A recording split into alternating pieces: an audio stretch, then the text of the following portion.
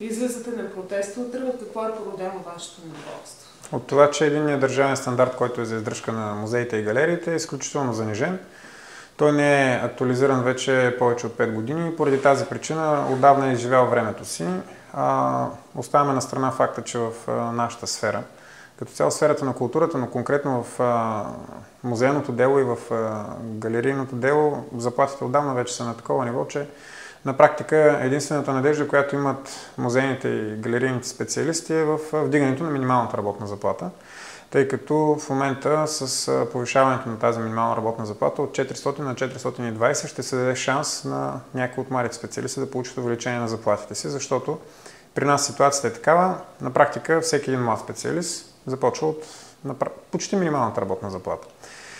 Има и такива, които пък са с по 10-15 години стаж, които разликата им с останалите е само единствено заради клас прослужено време. Тя е някъде от порядъка на около 40-50 лева повече. Представете си какво се получава, когато се пенсионира някой стар служител. Ние не можем да наемем нов човек, защото просто никой не се хваща за тези пари. Имахме такъв проблем преди няколко години, когато трябваше да търсим нов специалист в природонаучния отдел. Имаше хора, които идваха при нас, прекрасни специалисти, млади, завършили, имаше хора и с докторати, защитени, млади добричли, но когато чуят заплата от 400 лева брутно, сещате се, че никой от тях не иска да се ангажира.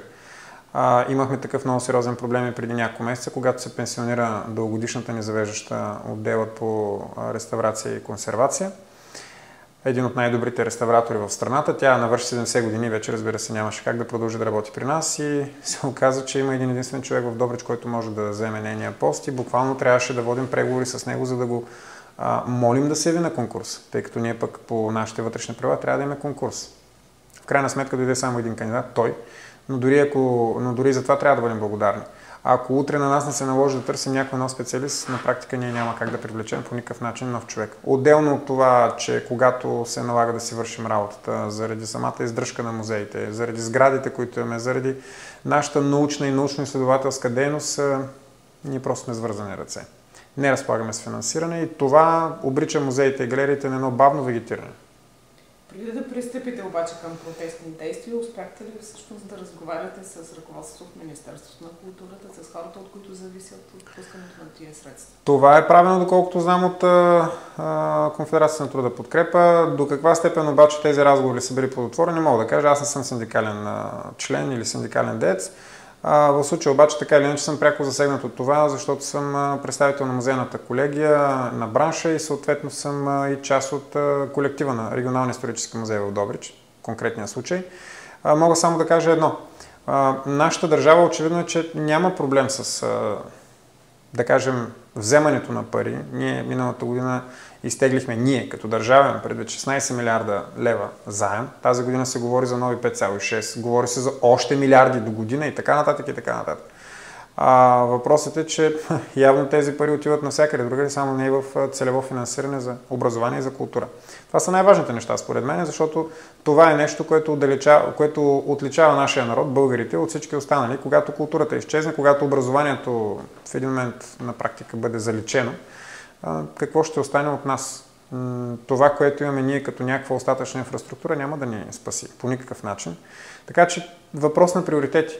За мен културата и образованието, разбира се, би трябвало да са приоритет. Очевидно е, че това към настоящия момент не е приоритет на тези управляващи. Надявам се да преосмислят позицията си. Нещата, които ние поставяме като искания, са разумни.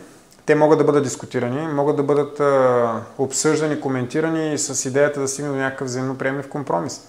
Но трябва да се върви напред, защото иначе пак казвам, ако така продължат нещата, ако ние сме държани съзнателно на минимума, музеите, галериите, всички културни институции бавно ще започнат да агонизират, да вегетират и след не повече от 5 до 10 години няма да има кой да работи в тях.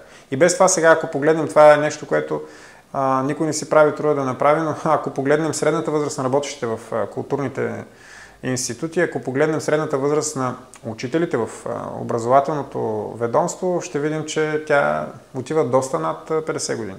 Когато аз станах директор на музея, бях на 34 години и трябва да ви кажа, че бях най-младия в колектива. Представете си за какво става въпрос. Какъв е бюджетът на вашата институция?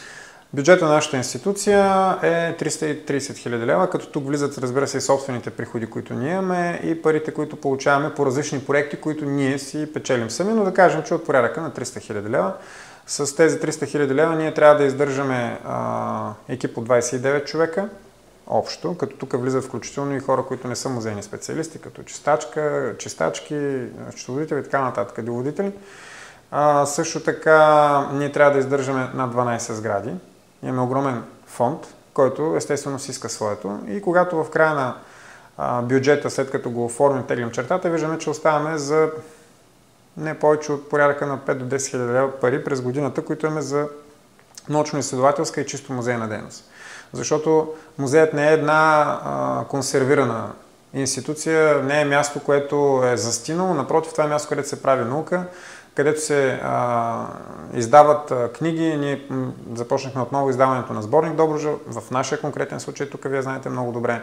Започнахме една много амбициозна програма за разкопаване на забравени, отдавна не пипани даже през годините паметници на културата, крепости, скални манастири и така нататък и така нататък.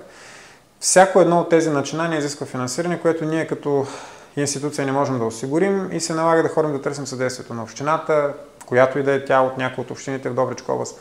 Трябва да търсим съдействието на областната управа, трябва да търсим съдействието на частни спомоществователи, арендатори, разни други меценати и така нататък. Което понякога става, понякога не става, но е изключително уморително и най-вече унизително една институция културна да зависи от добрата воля и, така да кажем, разбирането на един или друг управник. В някои случаи общините помагат и виждат наистина, че това е нещо, което трябва да се развива и перспективно го спонсорират. В други случаи не ти обръщат внимание и казват, гледайте си работа, за нас това не е важно. В трети случай ти казват, да, ще стане, пък после нищо не се случва. Всяко едно от тези начинания отнема малко от енергията, която ние имаме за да си вършим нашата чисто музейна дейност. Каква ще бъде формата на протеста ви утре? Мирна, събираме се в 12 часа пред дом паметника Йордан Йовков и оттам ще минем през целия център, отивайки към сградите на двете общини и областната управа. Където? Където ще връчим наша декларация, която е попълнена, разбира се, вече и доколкото знаме известен нейният текст от страна на подкрепа, синдикалните лица ще го направят това нещо, разбира се, и ще искаме подкрепа. Ще искаме подкрепа от хората, които управляват нашия град, общините, в конкретния случай Добричка, от областната управа, защото от тези хора, които ръководят общините и местните административни управленски институции, не зависи те да решат нашия проблем. Но те би трябвало да ни помогнат и да ни съдействат и да ни подкрепят най-важното, което е едно като управленци, второ и като съграждани, защото всички ние работим за това не само в нашия град, но и въобще в Добруджа да се развива култура и да запазим това, което ни, пак казвам, което ни е обособило и което ни отличава от всички останали. Мислите ли, че ще бъдете чути?